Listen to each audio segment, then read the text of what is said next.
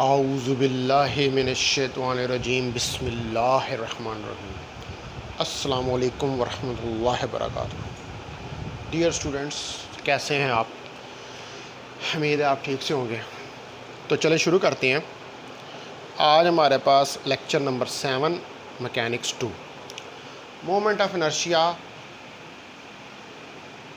Inertia of various shapes. ये जो हमारा लेक्चर है अभी कंटिन्यूड था। हम वेरियस शेप्स का मोमेंट ऑफ इनर्शिया जो है इसको कैलकुलेट करना सीख रहे हैं। और यहाँ पर हम देखेंगे अब एक ट्रायंगुलर लैमिना या प्लेट। ठीक है जी, ये क्या है? ये एक 2D ऑब्जेक्ट है, एक 2D ऑब्जेक्ट है और हमने MOI फाइंड करना है अबाउट इट्स बेस। इसकी बेस के अबाउट हमने मोमेंट ऑफ इनर्शिया जो है उसको फाइंड करना। तो हमारे पास MHB, M मास, H हाइट और B breadth. M mass of plate, H height of plate और B ब्रेड्थ ऑफ प्लेट।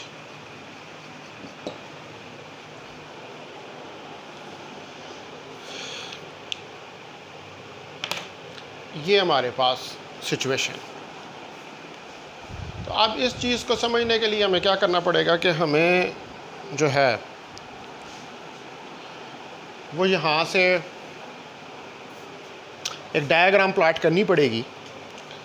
और वो डायग्राम हम देखते हैं उसको प्लॉट करके, फिर उस डायग्राम से हमें जो है ये समझ आएगी कि हमने इसका MOI जो अबाउट बेस है वो कैसे फाइंड करना है।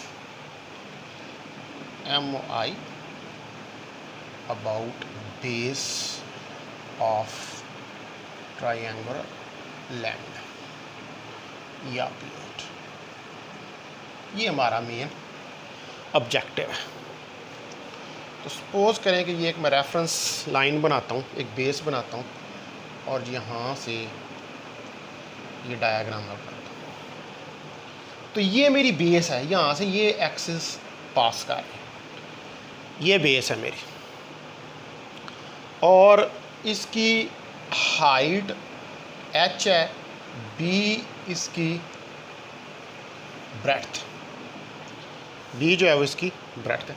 अब सपोज करें कि इसी तरह की एक स्ट्रिप मैं काटता हूँ इसके अंदर। स्ट्रिप मैंने काटी, इस स्ट्रिप का मास DM।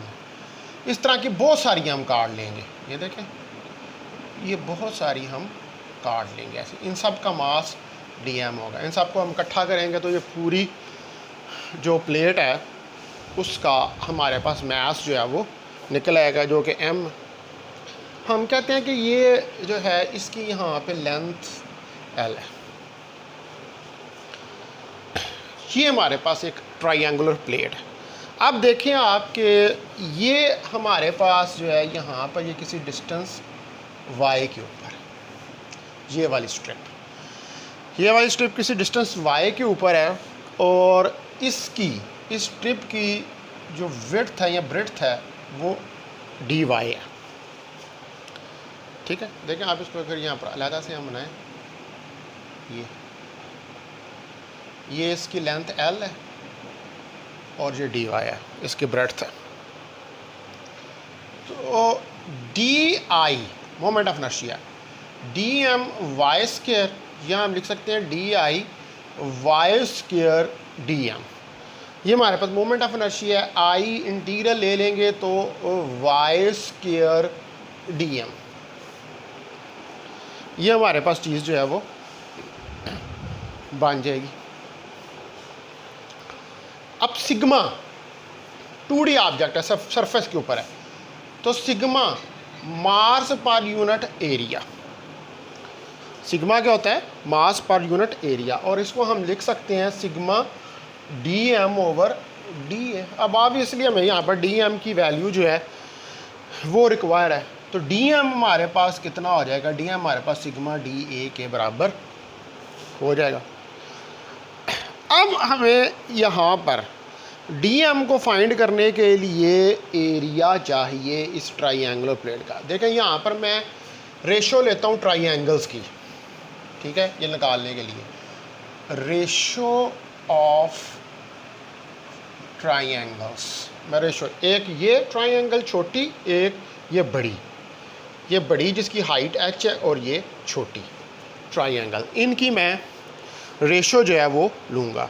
तो आप देखिए इनकी रेशो, इसकी लेंथ L, छोटी वाली की L, बड़ी वाली की B, तो L ओवर B, ये हो जाएगा L ओवर B, ठीक है। अब यहाँ से लेकर यहाँ तक जो डिस्टेंस है ये y है, ठीक है, सॉरी, ये डिस्टेंस यहाँ से यहाँ तक है, ये इस जगह तक, ये डिस्टेंस जो है ये h माइनस वाई, क्योंकि यहाँ से यहाँ तक y था, टोटल h था, तो ये जो डिस्टेंस है इतना, ये h माइनस वाई के बराबर हो जाएगा। और b जो है ये हमारी h के बराबर होगी, तो ये क्या हमारे पास आ जाएगा h माइनस वाई, यानी कि L की वैल्यू हमारे पास h minus Y over h जो है वो निकल आएगी, ठीक है जी। अब यहाँ पर dA, देखें यहाँ से एरिया देखिए, L dy, dA L dy, ये हमारे पास निकल आएगा, ये इसका एरिया आ गया। तो dm हमारे पास क्या आ जाएगा, dm हमारे पास आ जाएगा सिग्मा L dy, ठीक है जी, हमारे पास ये वैल्यू निकल आई। अब आप देखें कि हमने इस इंटीग्रल को सॉल्व करना है, तो ये मैं बताता हूँ और सारा, और इसके अंदर वैल्यूज़ जो हैं उनको सब्स्टिट्यूट करता हूँ। तो अभी इसकी 0 से h तक जाएगी, क्योंकि बड़ी ट्रायंगल तो 0 से h तक है।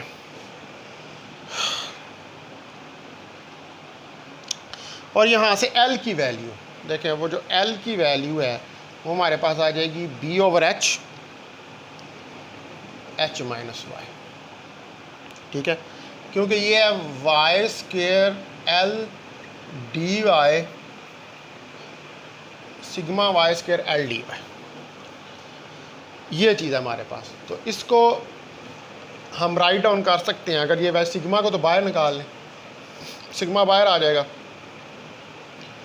और L की वैल्यू हम सब्स्टिट्यूट कर देते हैं, 0 से h, L की वैल्यू हमारे पास b over h, h minus Y, Y square D Y, ठीक है जी। सिग्मा क्या है, मास पर यूनिट एरिया, ठीक है।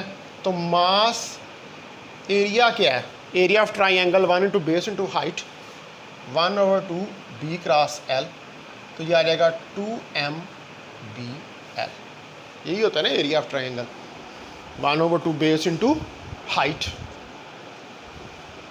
ये ही एरिया ऑफ ट्राइंगल होता है। तो अब हमारे पास क्या सिचुएशन बन गई, आप देखें, इसी इक्वेशन को लिखें आप, I sigma b over h 0 से h,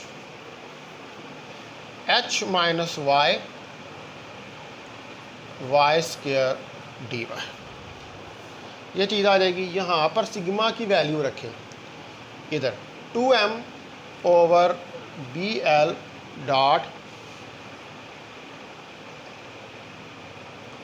बी ओवर एच 0 से h, इसको मल्टीप्लाई कर दें तो h Y square minus Y cube D Y, ये चीज़ आ। यहाँ पर देखें वो कटिंग होती है, बी से जो है वो कैंसिल हो जाएगा,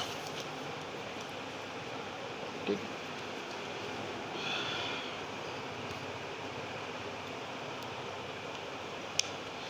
बी से जो है वो हमारे पास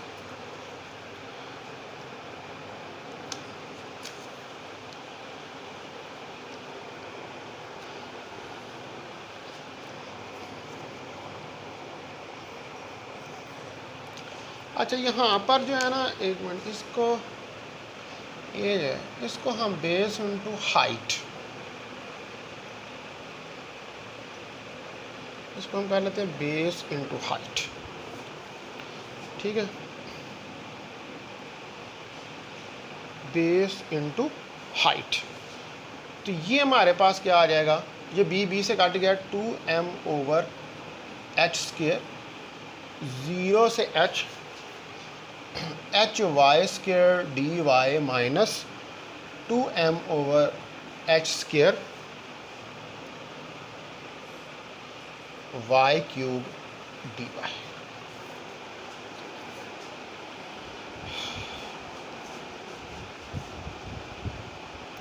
ये चीज़ जो है ये हमारे पास बन जाएगी।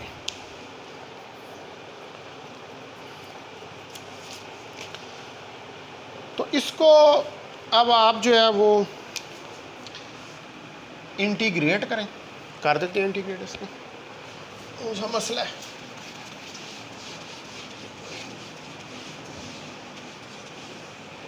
इसको देखें आप इंटीग्रेट करें तो i 2m over H square H Y square D Y, यहाँ पे h बार आ जाएगा, Y square D Y, Y cube over 3 0 से h और minus 2m over H square, ये था y3 y4 ओवर 4 0 से h, ये h एक दफ़ा इससे कट गया तो i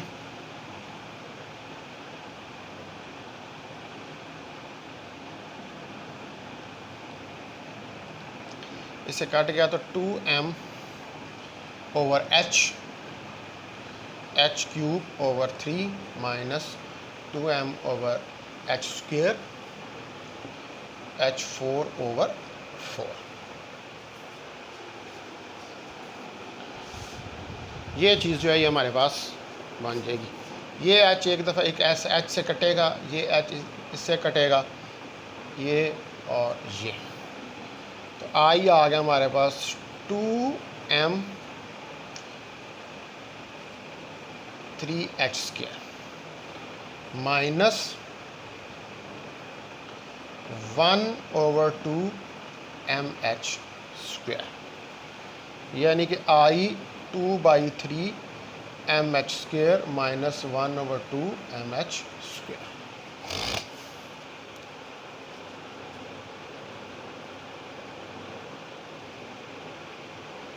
ये चीज़ हमारे पास आ गई।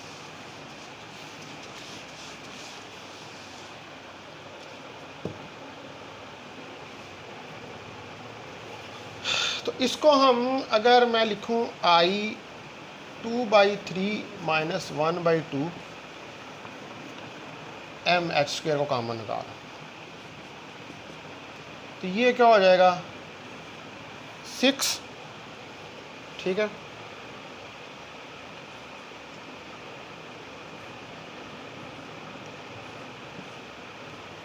mh square. तो ये आ जाएगा हमारे पास i is equal to 1/6 mh square. यही आपका मोमेंट ऑफ इनर्शिया था उस ट्रायंगुलर प्लेट का about its base. Moment of inertia of triangular plate about its base. और ये क्या था, एक 2D ऑब्जेक्ट। ठीक है डियर स्टूडेंट्स, अब हम फाइंड करते हैं moment of inertia of square. Moment of inertia of square about its diagonal, about its diagonal. ठीक है जी, moment of inertia of square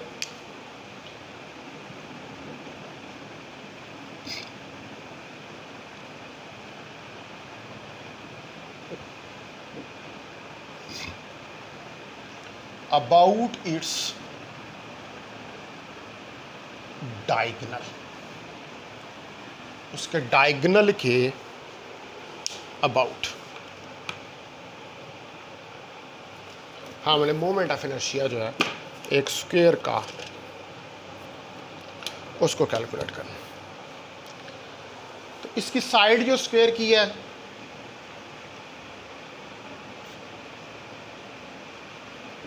वो A है और मास ऑफ स्क्वायर जो है वो M है। यानी कि हमारे पास ये चीज़ें पता है और उसके डायगोनल के अबाउट हमने। तो सपोज करें कि ये एक हमारे पास स्क्वायर है, ठीक है, ये इसका डायगोनल है, ए इसकी साइड है, और अगर से इधर से भी मैं एक डायगोनल बनाऊं तो ये आ जाएगा मेरे पास,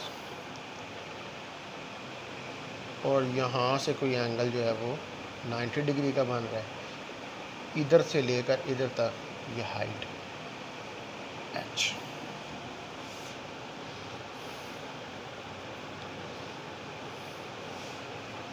ठीक है, ये सारी इसकी इधर से लेकर ये हाइट h है। अब हमने अबाउट द डायगोनल जो है वो मोमेंट ऑफ इनर्शिया फाइंड करना है। तो डायगोनल जो है वो इंटरसेक्ट कर रहा है सेंटर के ऊपर, तो h जो है हमारे पास, ठीक है, h हाइट वो होगी dm/2, और ये किस वक्त होता है, only in the square case, यानी कि हाइट को हम हाफ कर लेते हैं। ये ओनली उस वक्त है जब स्क्वायर केस में है, ये दूसरे केसेस के अंदर ये अप्लाई नहीं होता, ये चीज़ जो है ये अप्लाई नहीं होती दूसरे केसेस के अंदर। ठीक है, मतलब रेक्टेंगल है या वो है तो उन केसेस के अंदर ये अप्लाई नहीं होगा। तो अब हमारे पास जो ट्राइंगल है, आप देखें इस ये और एक ये ट्राइंगल, एक ये ट्राइंगल, ठीक है, या ये ट्राइंगल या ये ट्राइंगल, ठीक है, एक ये ट्राइंगल एक ये ट्राइंगल। तो इसका हमारे पास आई जो है m/2 h²/6, और इसी तरह इसका भी m/2 h²/6। तो टोटल MOI, तो टोटल मोमेंट ऑफ इनर्शिया ये और ये, इनको मल्टीप्लाई कर दें, 2 मल्टीप्लाई बाई m/2 h²/6। ठीक है जी, h जो है हमारे पास m/2 था, तो ये i हमारे पास क्या आ जाएगा, i हमारे पास अगर ये 2 से कट जाएगा तो mh²/6। ये तो वो ट्राइंगुलर प्लेट वाला मोमेंट ऑफ इनर्शिया जो है वो निकल आया। ये एक बार याद रखें कि ये जो m/2 हमने हाइट को जो m/2 लिया है, ये ओनली इन दी केस है क्योंकि स्क्वायर की सारी साइड्स जो हैं वो बराबर होती हैं। दूसरी शेप्स में इस तरह नहीं होता, ये बात आपने याद रखनी है। सिर्फ स्क्वायर के केस में हमने इस चीज़ को अप्लाई किया। अब हमारे पास मसला ये है कि हमारे पास जो डायगनल है, ये हाइट h हमें चाहिए। तो ये हाइट h किसके बराबर होती है? ये हाइट h जो है ये हमारे पास डायगनल ओवर 2, क्योंकि डायगनल यहाँ पर जो ये दो डायगनल जो हैं वो आपस में इंटरसेक्ट कर रही हैं। तो h डायगनल ओवर 2, और डायगनल यहाँ से लगाने के पैरागाथर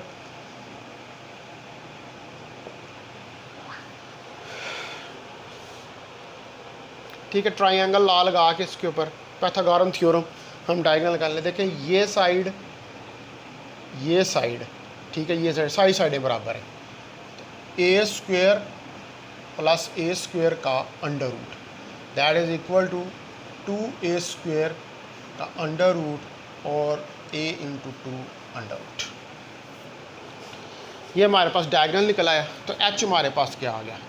h हमारे पास आ गया a अंडर रूट 2 ओवर 2। ये चीज़ बन गई। अब इसको यहाँ पर h की जगह पर ये वैल्यू जो है उसको आप सब्स्टिट्यूट कर दें। तो h की जगह पर अगर इस वैल्यू को सब्स्टिट्यूट करेंगे तो हमारे पास क्या बन जाएगा?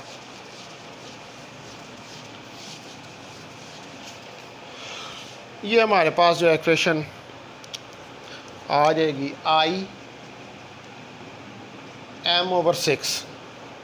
अब h था हमारे पास a अंडर रूट 2 ओवर 2, तो यहाँ पर a अंडर रूट 2 ओवर 2 का स्क्वायर, तो ये आ जाएगा m over 6 a square 2 divided by 2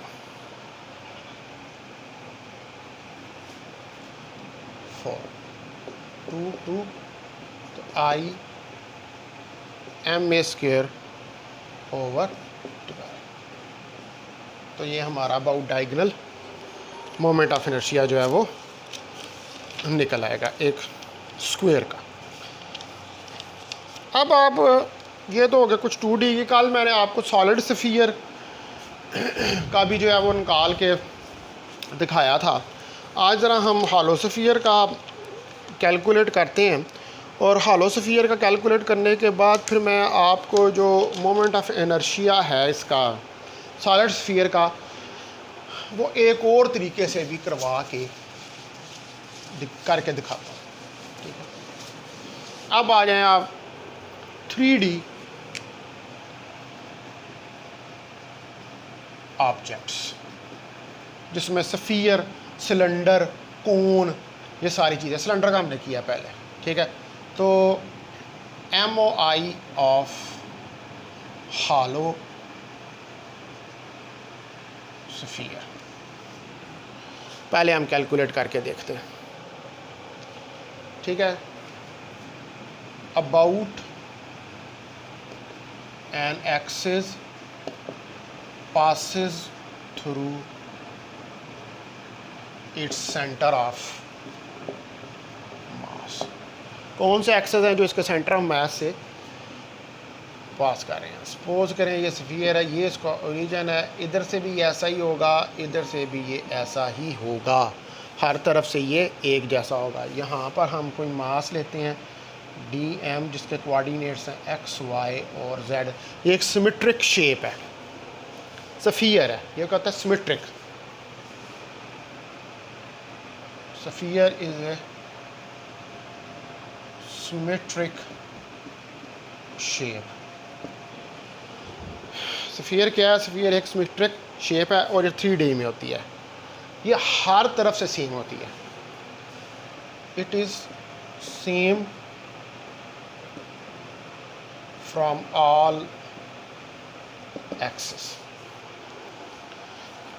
ये तमाम एक्सेस से जो है ये सेम होती है। ये एक स्फीयर है। तो अगर ये तमाम एक्सेस से स्फीयर है, अब ये हालो स्फीयर क्या है, वो जैसे बाल नहीं होती, फुटबॉल होता है या वो बच्चों का बाल होता है जिसके अंदर फूक भरी होती है, तो वो क्या है, वो अंदर से हालो ही होता है, उसमें से फूक निकाल दो तो वो हालो बन जाता है। तो ये किस तरह का हालो स्फीयर है। तो यहाँ पर हम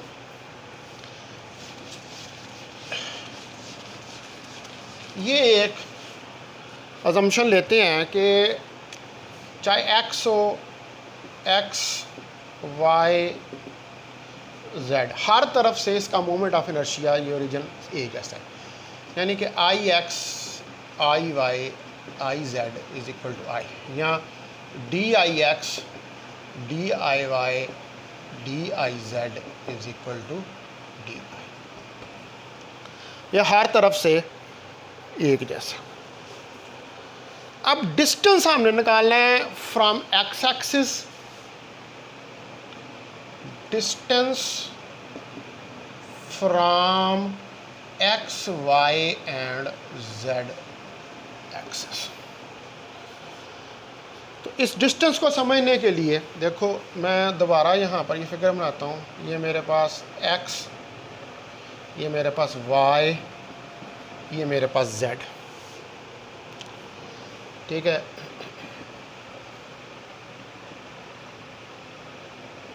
ये मेरे पास z, ये y लाइन, ये z की है, ये लाइन y की है, ये लाइन z की है, और ये डिस्टेंस है x एक्सिस से, ये वाला, ये क्या, डिस्टेंस फ्रॉम x एक्सिस। तो ये जो डिस्टेंस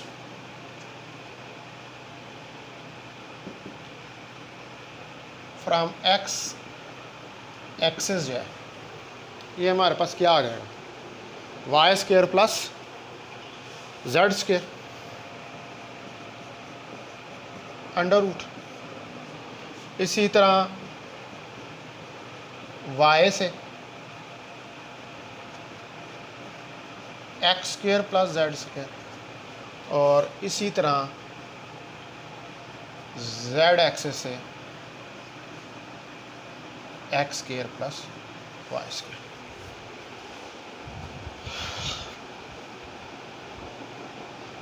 ये चीज़ जो है ये हमारे पास बन जाएगी। समझ आ गई आपको? ये z की लाइन, ये डिस्टेंस यहाँ से यहाँ तक x एक्सिस से, ठीक है। ये कोई पॉइंट था यहाँ पर, मास x y z, ये जो मास आपने इधर लिया था dm जो x y z के, उसका हमने x एक्सिस से ये डिस्टेंस निकाल लिया। अच्छा, अब ये हाली स्फीयर है। तो हालो स्फीयर का मतलब है कि सारा मास जो स्फीयर का है वो ऑन द सरफेस है, ठीक है, ठीक है जी।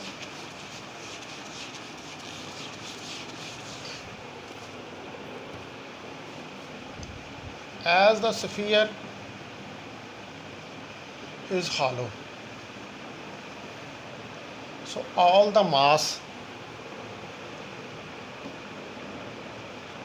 is on the surface of sphere। तो सारा मास जो है सरफेस ऑफ स्फीयर के ऊपर है। तो अब D I X moment of inertia, D M distance from X axis का स्क्वायर। तो ये क्या आ जाएगा, D I x D M X Y square plus Z square. इसी तरह D I Y D M X square plus Z square. इसी तरह D I Z D M X square plus Y square. तो ये हमारे पास सारे जो हैं आ जाएंगे। अब मैं आपको यहाँ पर इस बात का पता है कि ये सारे तो ये बराबर हैं, ठीक है। तो हमारे पास d I x plus d I y plus d I z, चूँकि ये सारे बराबर हैं तो 3dix is equal to d आई।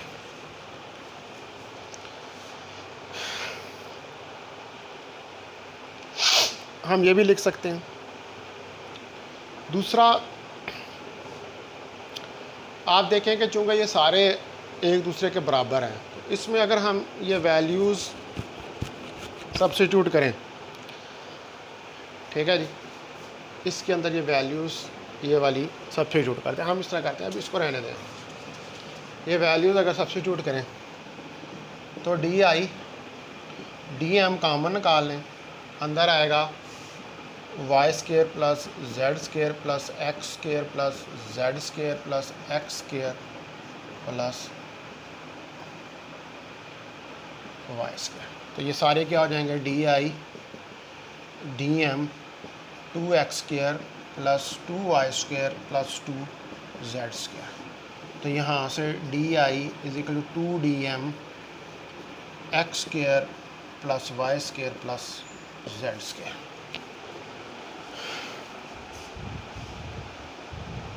ये चीज़ जो है ये हमारे पास बन जाएगी।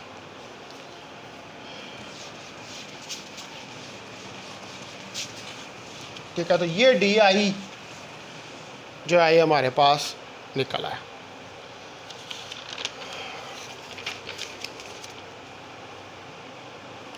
अब आपको पता है कि पीछे हमने निकाला था कि D I X is equal to 3di। ये मैंने अभी पीछे चीज़ कैलकुलेट की है। तो डी आई की जगह पर डी आई हमारे पास ये टोटल निकल आया, ठीक है। और डी आई एक्स जो है वो हमारे पास 3di के बराबर है।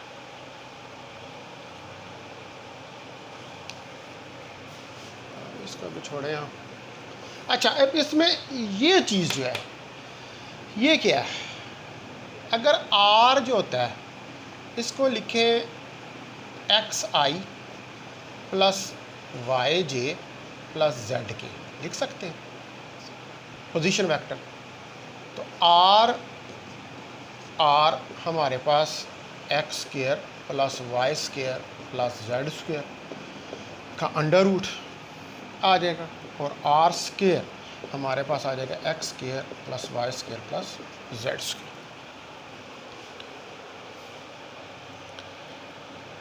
ये चीज़ जो है ये हमारे पास आ जाएगी। अच्छा, अब हमारे पास जो इक्वेशन है वो क्या थी कि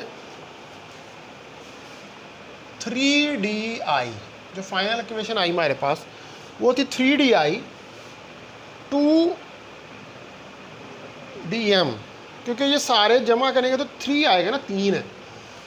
2dm X square plus Y square plus Z square. यहाँ पर मैं r रख सकता हूँ 3di 2dm r स्क्वायर। तो di 2/3dm r square, integral ले लें तो i 2/3, r तो कांस्टेंट है रेडियस का, हर तरफ से एक जैसा था, dm। और ये सारे सफ़ियर काट काट के हालो सफ़ियर आपस में जोड़ दो तो टोटल मास आ जाएगा। तो I is equal to 2/3 r square m। What is this?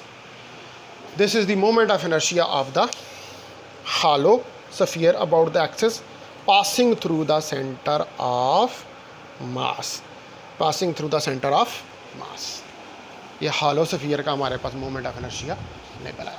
अब सॉलिड स्फीयर का मैंने आपको कैलकुलेट करके दिया था moment of inertia last lecture में, लेकिन यहाँ पर मैं एक और तरीके से उसको कैलकुलेट करके आपको दिखाऊंगा। वो तरीका भी बिल्कुल ठीक है, ठीक है। और ये तरीका भी बिल्कुल, मोमेंट ऑफ इनर्शिया जो है ये बहुत सारे मेथड्स के ज़रिए जो है इसको कैलकुलेट किया जा सकता है।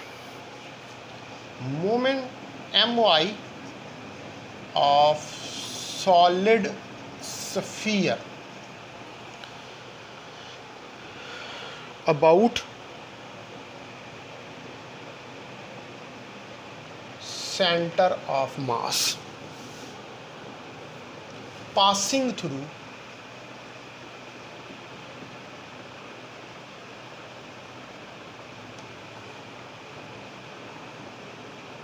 any axis. Passes through any axis. तो मोमेंट ऑफ इनर्शिया जो है हॉलो स्फीयर का, ठीक है, मोमेंट ऑफ इनर्शिया देखें, ये आपके पास एक सॉलिड स्फीयर है, ये इसका रेडियस टोटल आ रहा है। मैं इसमें एक छोटा सा हॉलो स्फीयर काटता हूँ, ये एक छोटा सा हॉलो स्फीयर, ये देखें यहाँ पर मैंने एक छोटा सा, ये सारे हॉलो स्फीयर आपस में कंबाइन होंगे, इसका रेडियस आर है, इसका रेडियस आर है। स्मॉल एलिमेंटल हॉलो स्फीयर, ठीक है जी, इसको कहते हैं एलिमेंटेड हॉलो स्फीयर। तो हमने किसी भी एक्सिस के अबाउट जो है अभी पीछे निकाला है MY, तो वो हमारे पास क्या निकला था 2/3 mr²। ये आपने किसी भी एक्सिस के अबाउट आपने निकाला है, तो DI हमारे पास 2/3 dmr², ये चीज़ हमारे पास आ गई। अब ये सफ़ियर जो है इसको बीच में से काटे और अलहदा कर लें, सफ़ियर को काट के अलहदा कर लें, और यूं है ना सफ़ियर, तो इसको काट के अलहदा करके इसको यूं कर लें, ऐसे, इसको यूं है तो इसको ऐसे इस तरह कर लें, ठीक है। तो ये हमारे पास क्या बन जाएगा, इसको इस तरह करेंगे तो ये हमारे पास ऐसी कोई फॉर्म जो है वो हमारे पास आ जाएगी। अब इसका एरिया, सरफेस एरिया 4πr² होता है, यानी कि DA 4πr² होता है। तो अब ये चूंकि हमारे पास वॉल्यूम डेंसिटी है, यानी कि रो है, मास पर यूनिट वॉल्यूम, तो हमें यहाँ पर इसका वॉल्यूम जो है वो चाहिए। तो इसकी ब्रेड्थ या विड्थ कितनी है, dr, ये इसकी d है, dr है। तो हमारे पास dV dA × dr, तो dV मेरे पास आ जाएगा 4πr² dr, ये इसका वॉल्यूम आ जाएगा। वो नहीं आपने लगा देना 4/3 πr³, वो तो टोटल का हमारे पास। तो मेरे पास dm, देखें आप, मेरे पास जो dm है, dm जो है मेरे पास वो रो dV के बराबर आ जाएगा, और dm रो 4πr² dr,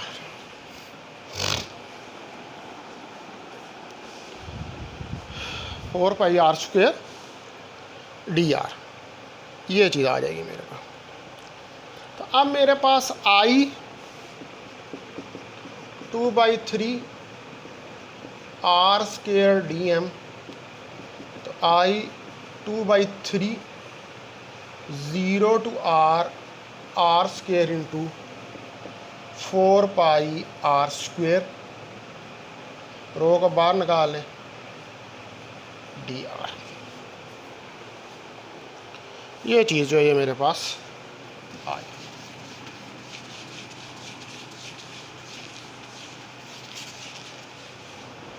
अब हमने इसको इंटीग्रेट करना है, इसको फर्दर हमने सॉल्व करना है।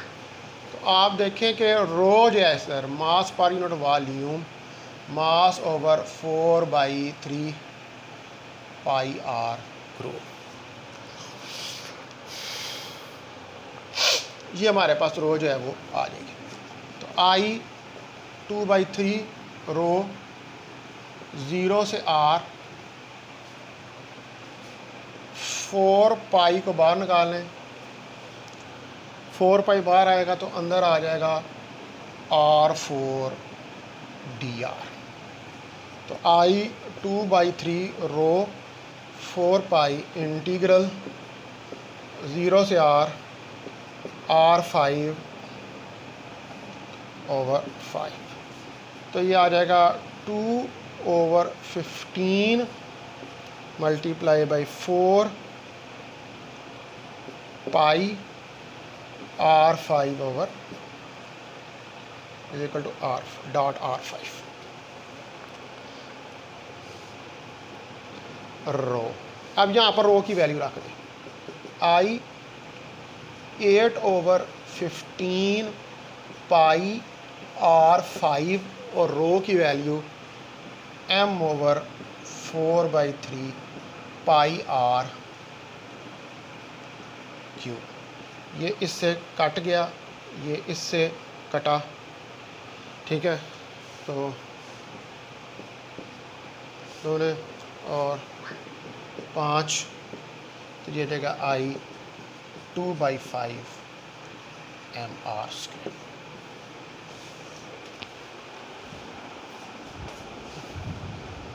तो this is the moment of inertia of the solid sphere. अब काफ़ी सारी शेप्स के मैंने आपको मोमेंट ऑफ इनर्शिया जो करके दिखा दी हैं। अब नेक्स्ट लेक्चर जो है, लेक्चर नंबर 8 जो होगा, उसमें हम कोन को डिस्कस करेंगे और साथ कुछ 1-2 और क्वेश्चंस ले लेंगे, तो इसको करके देखेंगे। तो अपना बहुत ख्याल रखिए डियर स्टूडेंट्स। और हाँ, मुझे कल वो CR जो है आपका द ग्रेट मैन औरंगज़ेब, वो कह रहा था नोट्स के बारे में। नोट्स हैं मेरे पास, मेरे मैकेनिक्स के नोट्स हैं। वो मैकेनिक्स के नोट्स जो हैं वो आप कॉपी करवा सकते हैं इधर से, अल हसन फ़ोटो कापी से, उधर अवेलेबल हैं। तो वो अगर आप मीन वाइल आप चाहते हैं उनको कॉपी करवाना तो आप करवा लें। लेकिन ये जो कुछ मैं करवा रहा हूँ ये सारा आपको मेरे नोट्स में नहीं मिलेगा, ठीक है। लिहाजा ये लेक्चर्स जो हैं आपको ये केयरफुली सारे नोट करने पड़ेंगे। और ये मैं एंड के ऊपर जो सबसे खूबसूरत इनको नीट करके लेक्चर्स बनाएगा ये वाले मेरे, उससे मैं वो लेक्चर्स जो हैं वो लूँगा, ठीक है। उससे वो नीट में रिटन ऑन द पेज जो है वो मैं लूँगा। तो आप अगर आप चाहते हैं कि नोट्स लेना चाहते हैं तो नोट्स जो हैं वो आपको वो कुछ चीज़ें मिलेंगी आपको, वो आप अल हसन फ़ोटो कापी से आप ले सकते हैं, कापी करवा सकते हैं, वो कोई मसला नहीं। दूसरा ये है कि मेरी बुक जो है वो प्रिंटिंग प्रोसेस में है। एक्चुअली मैंने वो बुक आपको रिकमेंड करनी है, तो वो बुक प्रिंटिंग प्रोसेस में है और 8-10 दिन के अंदर वो मार्केट के अंदर अवेलेबल है। वो फिर आप सब लोगों को वो बुक जो है वो लेनी पड़ेगी। शॉर्ट क्वेश्चन न्यूमेरिकल सारे उसमें से आएंगे।